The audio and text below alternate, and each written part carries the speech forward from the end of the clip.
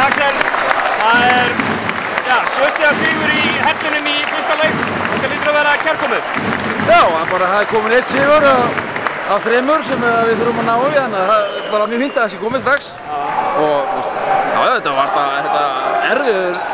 erfiður sigur að sækja, en við vissum það, þetta er alltaf erfitt. Ekkert vanmat í gangi þó að Ryan Taylor, þeirra besti leikmaður í vetur, var ekki með?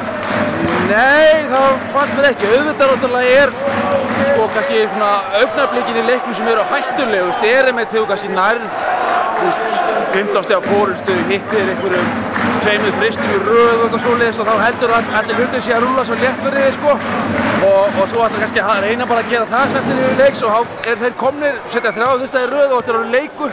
Það er svona hættuleg momentin og við kannski náum ekki alveg að standast það að fara úr 15 í 20 eða það vantar svolítið þar. Ekki dreipa það? Já, það ekki dreipa það. Við fórum svolítið aftur á hælana þegar við kannski náðum einu rönnu úr 7 í 15. En það kemur vonandi bara í næsta leik, við verðum bara að læra að því. Eitthvað sem kom okkur óvart varandi í liðið í kvöld? Í rauninni ekki þeir börðust bara á fullu, farið í sólgarfrákost og þetta er mikið hjarta í þessu liði og við vissum það alveg. Og ég menn eins og við sögðum fyrir leik, hvernig varum við eða við myndum vanta hester eða eitthvað, við myndum alveg halda áfram að berjast og allt það. Næsti leikur heima á Sauðárkróki, það vantar bara sigur þar. Hvað þurfum við að gera til að komast í 2-0? Já, það kannski ámar ekki bara að segja það sama og í kvöld.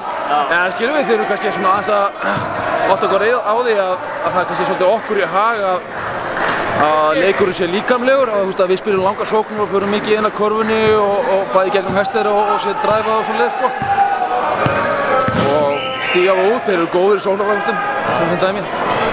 Takk fyrir.